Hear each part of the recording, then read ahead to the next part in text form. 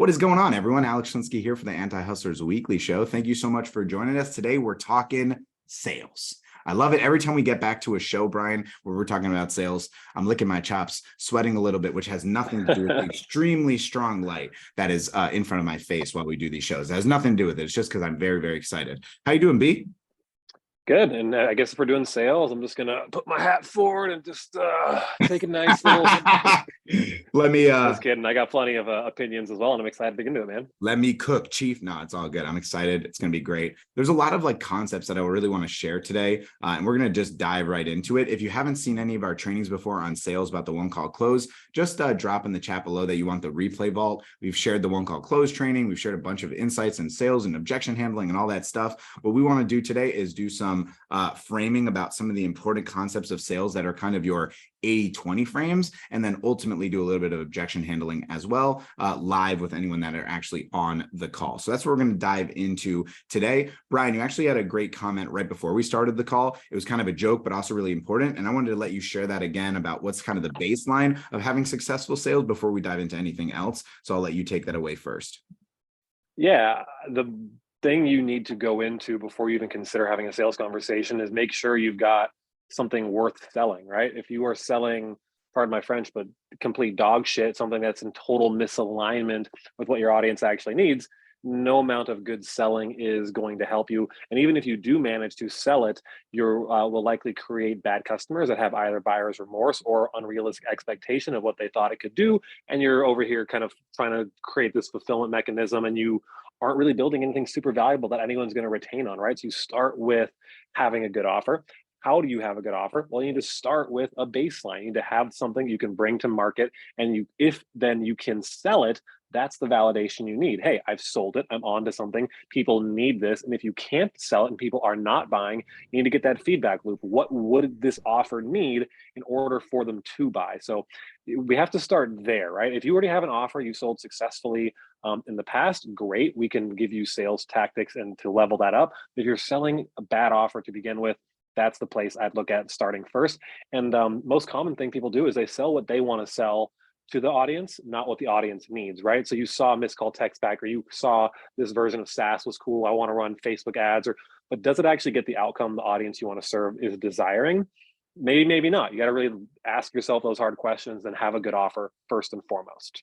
Amen to that. We've done a lot of training on offers. So again, if you want the replay vault, just ask below and we'll send it over to you. Brian's done a great job coaching offers, both in Prospecting on Demand, our mentorship program, and also here on the Anti-Hustlers Weekly Show. In terms of sales, there's a lot of different concepts that I would love to share with you today. And I could easily sit on here for 3 hours talking about sales. What I want to do is talk about stuff that you've probably never heard me speak about before, unless you're inside of POD. And if you are in POD, it's just stuff that I've really just come up with, I would say, in the last few weeks or so. And so I really want to just touch on that. Before anything, I just want to touch on the 99-1 of sales. Okay. So everyone's like, oh, what's the 80-20 of sales? Okay. The 80-20 of sales, meaning what 80% of, the results am I going to get through 20% of the input, the Pareto principle. And the truth is there's like a 99-1 concept. And that concept is selling with confidence. Okay. Selling with confidence is by far the single most important indicator to getting decisions made on calls. Now, it's really important that I share this very key asterisk, okay? If you're selling with fake confidence, then you're doing wrong by the prospect. It's really important to understand that that is the same trick that con artists use to get people to make decisions that are not in their best interest. What we're talking about when we're talking about confidence is confidence through authenticity, through transparency, and yes, confidence itself. Authenticity means the words that you are saying are true. Transparency means that you're willing to share more than others will be willing to share, meaning not just selling roses and daisies, not making promises that cannot be kept, not saying everything will be perfect and easy, but telling them the real investment and actually what they have to do to succeed, and then confidently expressing based off of where they're at, the fit is right. That is the 99-1, okay? If you do that consistently, everything else that I share will not be anywhere near as impactful as that concept. It is very, very important, and it will be the single most important deciding factor on whether or not you are making sales. That being said, the new main thing that I really wanted to talk about on today's call is in doing audits for our clients in Prospecting on Demand and talking about sales to people in the generic entrepreneur, marketing, SaaS, or coaching space. Very commonly, what I'm seeing is people doing spreading awareness calls versus guiding decision calls. Our goal, the concept of sales, is to guide decisions. Okay. So if you have talk tracks in your sales process, that's like, well, when you talk to other competitors, look out for this. Or, hey, I'll make sure I write all this up for you and send it via email. Or, hey, I'll give you all of these options. All you're doing in the conversation is spreading awareness. You are making the decision more challenging. Now, here's the thing. Decision-making inherently is challenging. Most people have a hard time making decisions, and not just financial decisions, every decision. Let's go with a couple of them. What are you going to watch on Netflix tonight? Where do you want to go eat this weekend? Where do you want to take your date out? What do you want to do with your kids on the weekend? What game do you want to watch on NFL Sunday Ticket? Obviously, the Miami Dolphins. Yeah, the running joke with me and my wife lately is you pick the food and I'll cook it. We're going to divide and conquer. None of this like, hey, who's going to cook or what are we going to eat? It's like one of us is going to do one thing and one of us is going to do the other, damn it. I love that. That's a great SOP. The model here is helping people make decisions, okay? Now I'm going to talk a psychology principle about explicit decision and implicit decisions, and I'll make it pretty simple and easy for you, but there's a lot of benefit to understanding this concept as to why we wanted to talk today about guiding decisions versus just spreading awareness. Okay. When we're talking about explicit decisions, those are decisions that are based off of you actually believing and putting your beliefs and values together to make a actual decision. Okay. Now, here's the thing that's important to understand. Not everyone makes the same explicit decisions. Here's an example. Okay. My wife is very explicit about the clothing that she wears. She purposely chooses what to wear every day to match the energy, vibe, design, look that she's going for, making sure the color scheme matches, making sure it fits. That's explicit decision making. I make all my decisions about what I wear on implicit decision-making. Implicit decision-making is a habitual response, something that is not cognitive or conscious, or I'm choosing it specifically. It's a habitual response. My implicit decision-making with clothing is I pull whatever is at the top of the dresser. Whatever's at the top of the dresser, that's what I'm wearing. That's implicit decision-making. And yes, a lot of times I don't match because of that. And yes, a lot of times my wife makes me want to change or forces me to change because of that. But the concept to understand is not— Are you really going to wear that? Exactly. I get that. I get that talk track quite a bit. The concept is not every explicit decision and implicit decision is the same for every human being. The goal is to help them make explicit decisions on the call, because the most common implicit decision, the most common habitual response is indecision. No. Indecision. What is indecision? Indecision is procrastination. Everyone knows what procrastination is because everyone does procrastination. Procrastination is the most common decision, meaning the most common decision is indecision. Here's proof for you. In your last 10 sales calls, what was the most common response at the end of the call? Was it yes? Was it no? Or was it maybe? Now, maybe is veiled as anything that is not yes or no. Brian, can I see a proposal? Brian, I need you to think about it. Oh, let's start when we move on, into Q1. Oh, well, I'll talk to you, after I speak to my wife. Let me, consider it over the next 2 weeks. Well, I'm waiting for money to come in and then we can start. Anything that isn't a yes or a no is implicit decision-making. It's procrastination. It's indecision. And so your job in sales calls is to guide decisions, not spread awareness. The way you do that is through confidence, by expressing to them what they should do, by showcasing that you are the expert itself. So I wanted to share this concept. It's a very, very important, ethereal, esoteric concept in sales. But if you do this moving forward, especially if you audit your own calls, you'll probably recognize some of these talk tracks you're doing where you're actually pushing them to not make a decision, which is the opposite of what you're supposed to be doing. So I just want to start there. Brian, if you want to tag on to any of that, add anything, ask anything. Yeah, I do. I wanted to bring that up. Yeah, I think it's another important foundational piece of the conversation today in terms of implicit decisions that people are making, likely on this call, people we work with, entrepreneurs, people trying to, maybe not even trying, but who don't necessarily know that they are bad at sales. I'm going to share my screen for 1 second here. Something really interesting that came up recently, and I want to share it. it's this hierarchy here where at the very bottom, it's unconscious incompetence. And I think this is where a lot of people end up is they are unconsciously incompetent at selling. They don't know that they are bad at it and they can't see their own mistakes happening. They're not following a framework. They're just doing whatever's worked for them before or whatever feels good. And you're in this place where you may be making some sales, but it's reinforcing bad habits and you're leaving a lot of money and opportunity on the table because you aren't actually putting in the effort to get better, right? So that next step, conscious incompetence, knowing like, hey, something is broken here. I need to fix this. And then getting to a place where you can transcend this and become unconsciously competent, where you've practiced this and it's ingrained in your brain so many times, like Alex is at this point, where you're just competent at this unconsciously. So I think that's a really important consideration as well. Like you're likely implicit on your ability to sell, and you're likely not looking at ways to get better, auditing yourself, trying to figure out what am I doing wrong, and maybe reinforcing bad habits because of that.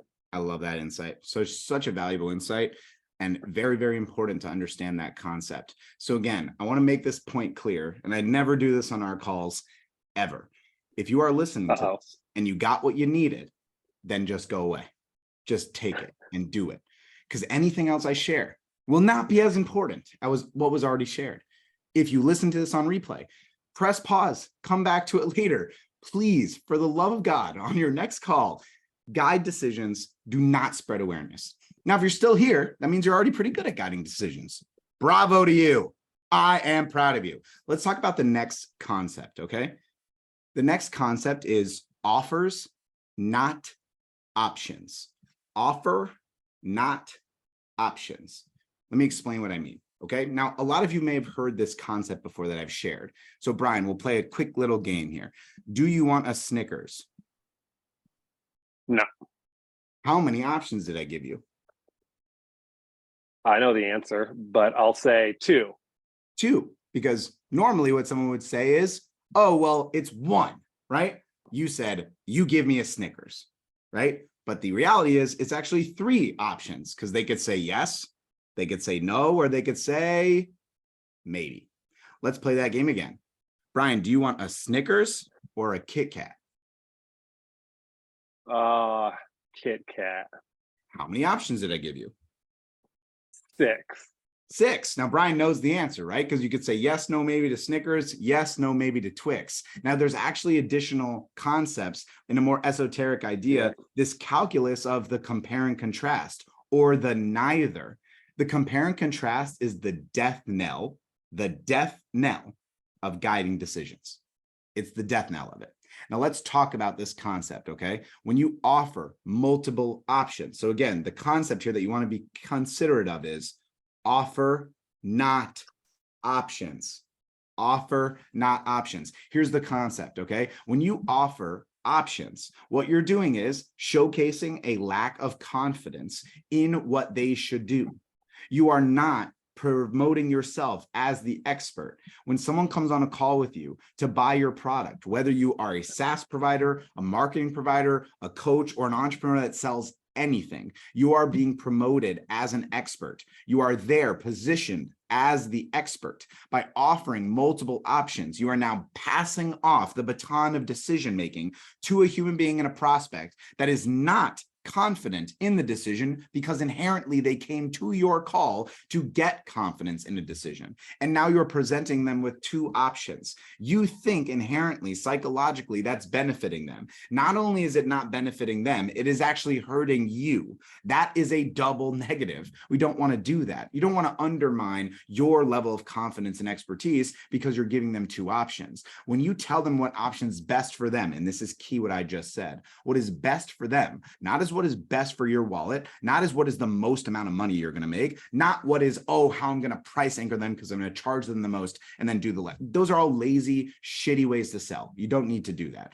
What you need to do is sell them the thing that's best for them, because that's when you can be most confident. When you offer multiple options, they will not have confidence, and thus it will trigger their implicit decision-making of procrastination and indecision. And number 2, it undermines yourself and your own way of being confident. Please leverage this. Offer, not options. Critically important concept in sales.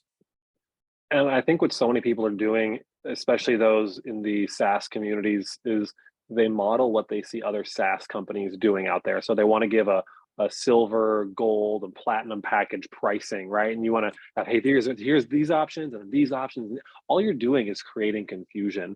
And I think that I'm going to be rude and blunt here for a second. If you're selling this software just by itself and it is a do it yourself, like they're responsible for taking all the action, and there's too many features, they're not going to use it. And even if they do, you're going to create a fulfillment nightmare at a low price. You need to, if you're offering that, keep it really, really simple and boil it down to the key essentials they need, and don't let them choose. You aren't in a position that these other companies may be, where they're having thousands of eyeballs come to their offer page every month and signing up on their own. You're not going to do that at this stage. You're likely going to need to convert and sell one to one at first to validate it, right? So I just don't want you guys to have this wrong expectation, especially with newer offers. You're trying to like let them make decisions on all these different things. They don't know. You need to tell them. That's what I'm taking away from this.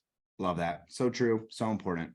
The other concept that I wanted to share is something I've never shared publicly before. I've only shared it to our community, and I think it's just really valuable to consider. We actually spoke about this quite a bit right before this call. Right before this call, every Thursday, we do our sales coaching call for our community Prospecting on Demand. Just as a quick reminder for those of you that watch the Anti-Hustlers Weekly show, Brian and I run a company called Prospecting on Demand. It's a mastermind program for marketers, agency owners, coaches, and SaaS businesses who are trying to scale through one-to-one mentorship at a very white glove support level. We'll audit your sales calls, help you make your better offers, help you retain your clients, build your team, support your team, and help you grow. That's what we do. If you ever want to talk to us about it, always feel free to reach us on socials or click on one of our ads so we don't waste money on it. Thank you.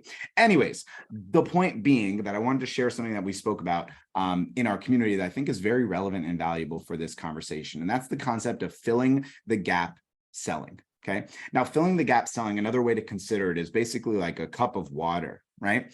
If someone tells you on a call in a one-to-one conversation, some obstacle or problem that they have, they've filled the cup halfway. It's your responsibility to sell to that unique prospect's obstacle, problem, or goal, right?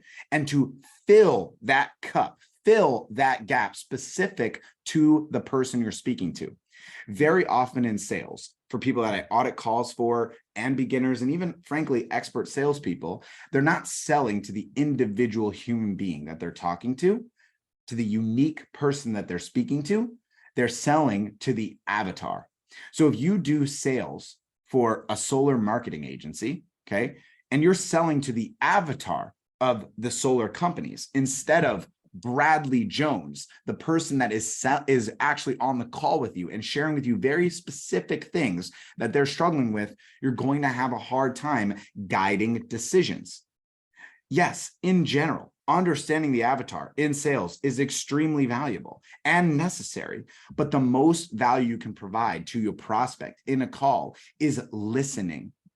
Now, I want to talk about the concept between listening and hearing. My dad used to do this to me all the time when I was a kid, which was the concept of hearing is, well, I heard the words that you said, but it was in one ear and out the other. I'm sure some of you have heard this talk track from your parents before. But listening, right, is hearing it, engaging with it, responding to it, and before moving on, confirming that we're on the same page. And that is what filling the gap selling is. So if someone tells you that they are struggling with this decision because they have worked with other agencies that haven't worked effectively before, they have filled half of the cup. You need to respond back specifically to that person, not to the avatar. And say, hey, Bradley, I totally hear you. I'm sorry that you have had bad experiences with other companies before. Before I just throw everyone else under the bus, because that's too easy to do, I want to get a better understanding of what had happened so I can ensure without a shadow of a doubt that we here at blah, blah, blah solar marketing can ensure that you're going to have a great experience because it matters to me. Can you tell me a little bit more about what happened that made the experiences bad for you? You are listening. You are filling the cup. You are giving them the space to express what happened prior, and you are guiding decisions. Makes a huge, huge difference in sales. If you can do these things that we're talking about in these calls today, guarantee you will be able to close more. You will make more money. You will. The easiest way to do it is audit your own calls. when you listen to the concepts that I'm sharing, record your sales conversations and listen back to what you're saying. Very often when I'm auditing calls and pinpointing or commenting on a talk track that one of my clients is using, they didn't even realize that they're saying it. How do I know? Because I do the same thing. You think I'm some expert and never make a mistake? Ever? That's ridiculous. When I audit my own calls, I realize some of the things I say make no sense. I would be yelling at myself if I was my own client. But the only way to know that is by auditing. And that's how you're going to be most effective. Listening and auditing. That's a key. Yeah. And I would say, to add to it, you don't make everyone an offer, right? I think some people, when you just get someone onto a phone call, you think that, oh, now it's my turn, or now this is permission to just talk about everything that I wanted to talk about.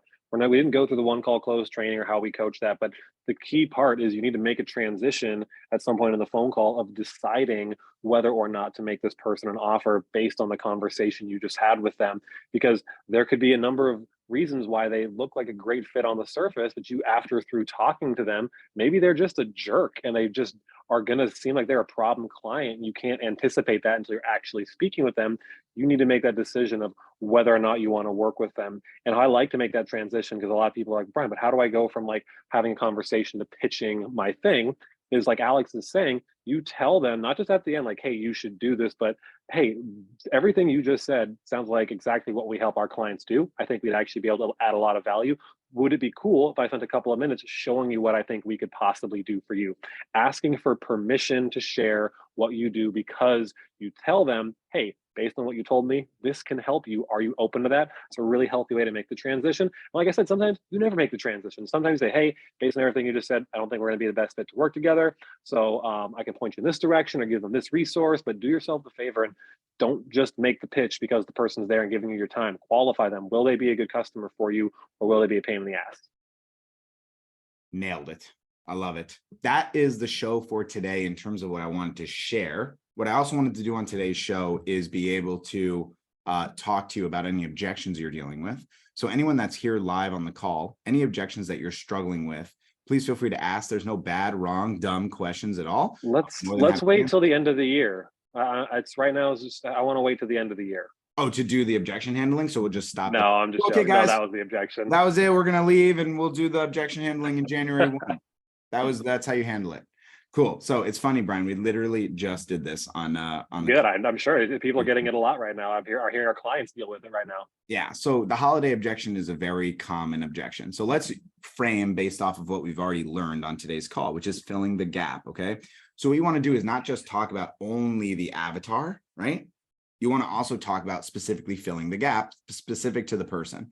So let's use an example from today on the sales coaching call. One of our clients, Roland, was talking about a client, right, or a prospect that he was speaking to, who ultimately wants to invest in real estate, which is what Roland does, but he doesn't want to do it until January 1 because of the holiday season. Roland told me that on this call, this prospect also mentioned that he's been kind of teetering on the edge of making this decision for 2 years. So by filling the gap and expressing, sir, you've already told me though, right, transparently, that you've waited 2 years to make this decision. Do you really want it to be 2 years and 2 months? Is it really the holidays that are withholding you from making this decision? Or is there something else going on? Are you telling me that if it was July right now, we would be moving forward? That is a framework of filling the gap specific. Let's talk about one that's an avatar specific, right? This is an avatar for all businesses, and it's super effective for the end of the year framework. I said super effective, kind of like the Pokemon thing, right? It's super effective. That was kind of funny. I don't think I've ever done that before. Let's talk about the in general one. If every single person in niche, okay, let's go with real estate investing, solar, med spas, gyms, restaurants, whatever it may be, right? Legal, medical, anyone in that niche is consistently saying, we want to wait until January 1, right? Your opportunity to go against the grain in the marketing space is very advantageous.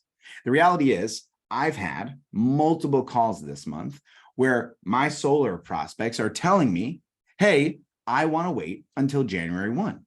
And I understand why. You want to spend time with family, you want to be able to take a break, and I respect that. But if everyone wants to hit the ground running in January 1, what does that mean? Well, the competition is going to be significantly more fierce. The costs are going to be much higher. The chances of success are going to be a bit lower. I wouldn't say like altogether lower, but a bit lower. If you consider this advantage that you have by being the one that goes against the grain, say normally you have 100% competition, but for the next 2 months, you only have 50% competition, you would agree with me, right? That still there is a need for solar in November and December, correct? If that's the case, you have the opportunity to get a huge head start against all your competition moving into January. Would you consider that? That's an avatar not filling the gap selling. Still valuable. You want to use both. Does that make sense? 100%. And I love the analogy, like the best time to plant a tree. That was 20 years ago. Second best time is right now. So unless it's a money issue, like why are you kicking this down the road? Like, and again, you need to be asking the questions around their urgency before you're even getting to this point of trying to like let them backtrack. If they just told you 15 minutes ago, hey, this is really important, we need to get this dialed in. Like, oh, well, we're going to wait 3 months. You can, I don't want to say use that against them, but help them realize that their objections aren't based on anything other than maybe fear or implicit decision making. That's correct. And one other concept that I wanted to share that I mentioned earlier that's really valuable is how you frame the front end of handling that objection in the first place. It looks something like, hey, Joanne, I just want to be respectful of your decision. Like if you are 100% saying the door is closed, I am not going to do this in the last 2 months of the year. I want to respect that. But I would also love to know if maybe there's just like, even if it's just 2% open, I have something that I think would be extremely valuable to hear that might make you change your mind if you're open to it. Because what you're doing in that format, in that front end frame, is you're giving them the opportunity to say, I made a decision and I want you to listen to that decision. And I don't want to be sold in a way that goes against my decision making. But the reality is most people didn't make that decision. They're just saying it because of what? Implicit decision making.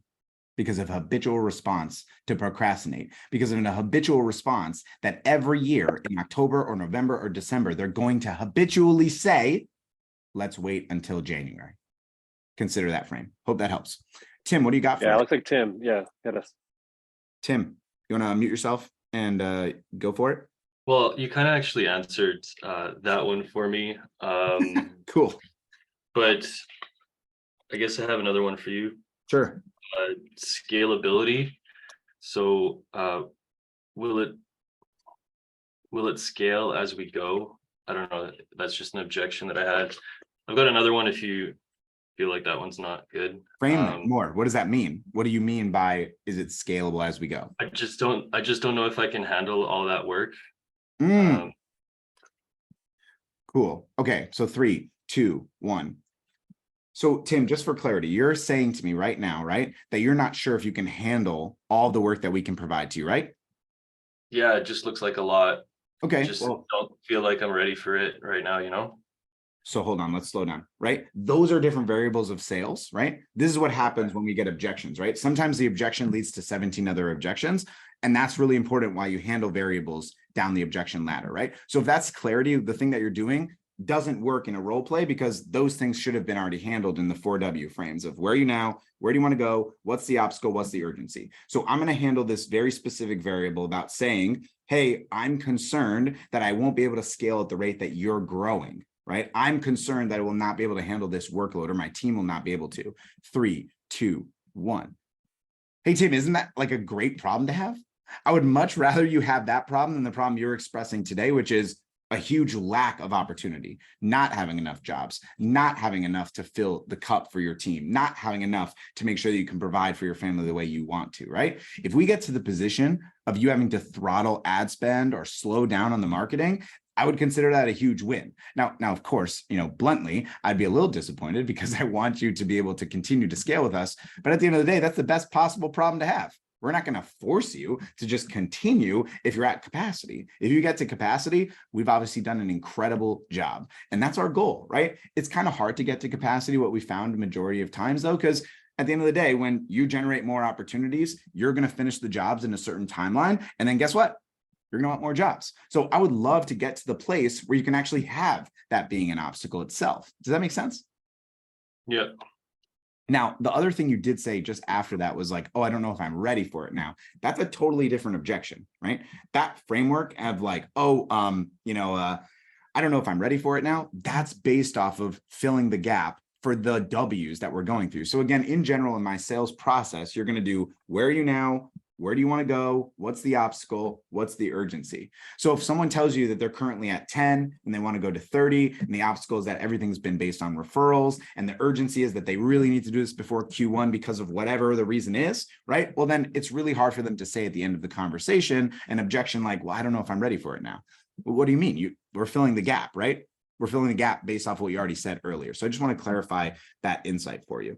Brian, you want to add? A lot of home service providers will give you this objection, especially when we do warm calling, like, oh, I'm not really sure I can take on that many jobs. And my frame is always good. I'm not telling you you have to necessarily take on all of these jobs to make more money, but what I do want to give you the option is to have your pick of the litter. You want to be able to take the most and best, highest quality jobs in your city with customers who are willing to pay the most. And that way you can have that choice of saying yes or no to the projects. And that way you can honestly probably take on less projects, but are more profitable because you're getting to choose the highest value ones and not just taking whatever comes your way.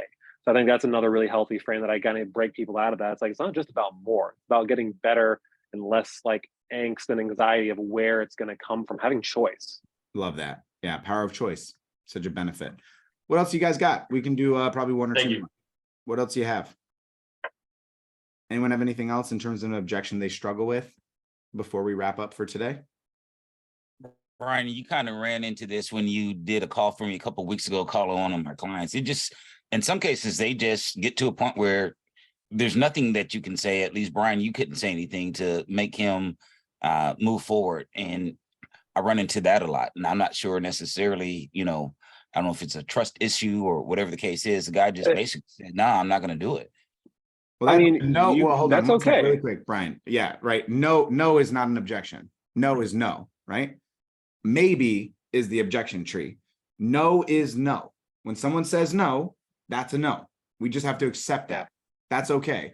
We're not in the business of convincing people to do decisions that are bad for them. If someone says no, you let it be. And the easiest thing to do, Rico, super valuable to consider this. If they say no and you know the 4 W's, so you know where they are currently and where they want to go, and they say no, that's on them. You say this: hey, I respect it. At the end of the day, I don't agree with you. I do really believe that this is the right fit, but I totally respect your decision. I'm not here trying to convince you to do something that ultimately you're going to end up being really irritated at me about because I'm trying to force you to do something you don't want to do. What I will do, though, is I'm going to follow up with you in 90 days to see if you got fill the gap, the result that you said you wanted. If in 90 days you haven't done it, would you at least give me a consideration at that point to work with us?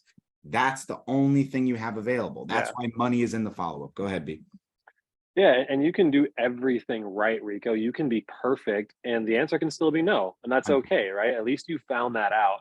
And I think how you give yourself the best leg up is if you're running ads, you're speaking to the pain that you can solve, and they are showing up with an expectation of knowing what the discussion is going to be about. So they have intent. It's not going to be a no. It'll be a yes or a maybe, or they can't afford it or whatever. Like, it's usually not going to be a no if they came through ads, unless it's a totally bad fit. And then if you're doing cold outreach, I'd be reaching out to people who are already running ads. There's lots of great tools I've talked about on the show, the D7 Lead Finder. It will show you who is running ads, so they can't use the this, oh, well, no, I'm not interested. It's like, well, then why are you running ads to begin with? And it's a really effective way to use that as a ladder or a stepping stone, if you will, to like, hey, if you just give me 5-10 minutes on a call, let me show you some things that I think could work really well for you. It's working for our clients. You can put that into your ads. And even if we never work together, I think it'll be a really big benefit to you. And like Alex said, we can follow up with a couple months later and see how you are if you implemented that. I think that's a good trade-off of value, right? Because when you're calling someone or you're doing outreach, you're like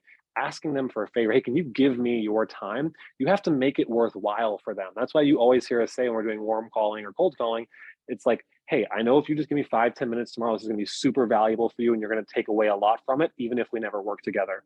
Like, you got to sell the sales call. And we're talking now more on the lines of an objection you might get on a warm call, but that's the truth, Rico. Like, was it a no, which is okay, or was it an objection? And what I typically do with warm calling, cold calling specifically, the first no, I lean back into it a little bit, like, hey, all good. So what you're saying is you're totally maxed out on projects you couldn't take on anymore, or you're just happy with the quality you currently have.